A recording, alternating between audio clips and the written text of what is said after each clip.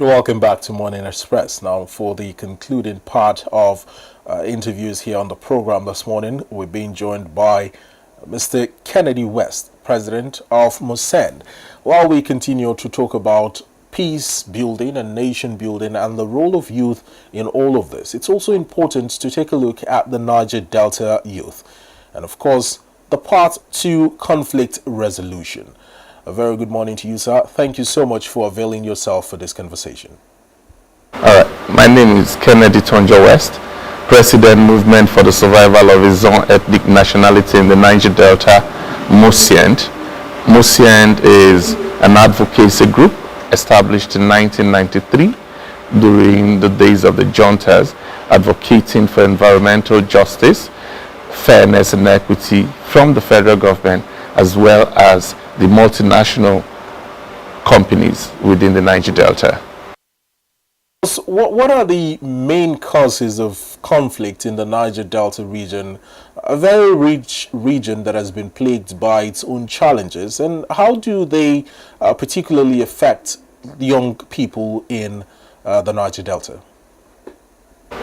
Well, the Niger Delta has experienced decades of conflicts, ranging from issues of environmental degradation, social injustices, as well as economic inequality in the Niger Delta, lack of opportunities, which is limited access to education, employment opportunities, and economic empowerment. And then environmental degradations, the way and manner the multinationals have gone through their oil exploration and extraction has impacted adversely on the livelihood. That alone has triggered tension and conflicts in the Niger Delta. And then issues of non-empowerment, when companies don't employ their people, both those who are educated and those who have vocational skills are not employed. Such behavior too, contributes immensely to conflicts within the Niger Delta. So these are some of the remote causes of conflict in the Niger Delta. And then maybe you can now talk about the intercommunal, clashes over maybe land disputes or how the pipeline passes through one community, which one is an impacted community and which one is oil-bearing community. So these are issues that have actually triggered conflicts in the Niger Delta. Now, Mr. West, what role do you think the government policies and interventionist agencies played in engaging youth in peace building, narrowing it down to the Niger Delta region this time around? Yeah, let me take for instance now. There is peace in our community because of the Light Up Niger Delta. Usually if you go to our communities, your communities, before now, by 5 o'clock, by 6 o'clock, everybody is rushing up, wanting to go to bed because the place is in complete darkness. And that is when our brothers who haven't anything to do will now begin to think about either going to burgle houses or going to do one dastardly act somewhere or the other. Right now, because of the Light Up Niger Delta, you find out that activities, even in the night, is still bubbling. Commerce is still going on. People are looking for creative ventures because they now take a longer time for them to go to bed. Within that time, they engage themselves meaningfully, constructively. Energies are positively, channeled. And then while commerce are going on, some people who are barbing saloon, the saloon is going on. Those who have restaurant, it is going on. I went to the community not too long ago, and I found out that till about 11, 12, 1, There are some people still playing basketball. There are some people still playing table tennis.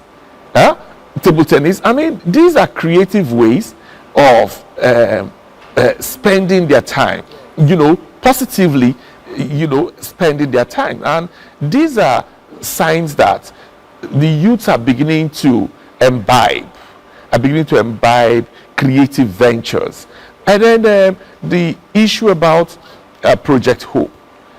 You see young men and women who before now, don't have anything doing, are very expectant on what Project Hope brings, are very expectant on what the youth internship bring, are racking their head in order to make sure that they get scholarship. Now, if this is also being complemented by local government, complemented by the state government, thank God that the current administration has granted local government autonomy. That means that more money for the local government. Of course, you should also know that local government is an everyday government. It is a government of the people, the people's government, and it is it is the proximity to the people. It is the government that those are the rural areas see. Now, if they have what they call participatory governance, inclusive governance, you find out that there will be total peace and tranquility, within the communities. And know that most of these companies that comes within the Niger Delta, their target areas of operation is within the community. It is in the communities that you have the gas to explore. It is in the community that you have the oil to explore. It is in the community that you have the cocoa to explore. It is in the community that you have the oil to explore. So having these opportunities, business opportunities created because of the enabling environment and the sustainable peace, in no distant time, Niger Delta will be a destination for every kind of industry that you want to talk about, because what the business owners need is a peaceful environment, an enabling environment for them to come and do business. And then when they come in, you now begin to see employment. So the people you're training on artisan, the people you're training on vocational, the people you're training will now be employable, and they will be employed. Once they're employed, it will drastically reduce issues of conflict, violence, kidnapping, and all sorts of antisocial behaviors. Now, Mr. West, in conclusion, what do you think needs to be done on the part of the government and also on the part of the youth to stop to the federal government in the region? We are urging the federal government to please try and delist NDDC from the TSA. Please, they should be able to have an independent financial programs without having bottlenecks or bureaucratic procedures in order to access funds, more especially because we need an accelerated development. And then commending the federal government for the appointment of a credible board that is focused, that understands what the yearnings and aspirations of the people in the Niger Delta needs. They should be able to give them that leverage by removing NDDC from the TSA list. And then to that of the state government, let us also please try and encourage these agencies, because we are a different political setting, doesn't mean that we should play every issue with politics. No, we should try and make sure that this is government and everybody is trying to work out their bit in ensuring that they give to the people the dividends of democracy. Just as the state wants to give to the people, the reason for voting them, ensuring that they get value for their votes cast. The federal government will want to do the same. The local government will want to do the same. So if they sit down and synergize and know who does what, how, you find out that there will be relative peace, there will be development. And then for the youth, let me use MOSEING as a case study. When I came in on board, looking at what we're going through in the region, our agitations, our demands are germane to international needs, to our needs everywhere. So we didn't just come out to rabble-rouse. Oh, we need we need resource control, we need justice, we need fairness, we need equity. No, our demands are based on environmental degradation. We needed environmental justice to be granted us. So economic inequality, we needed to have social equality in terms of, and then as social injustice, we needed all of these issues to be addressed. However, our approach, is it in line with international best practice? So for MOSEING in the 9th the government, which I privilege to be the president, we came up with a 3-arrow mantra, and that's reorientation, understanding that yes, your demands are quite germane, but how's your approach towards getting the attention of government, international community? Does it create room for dialogue? Does it create room for mediation? Does it create room for a win-win?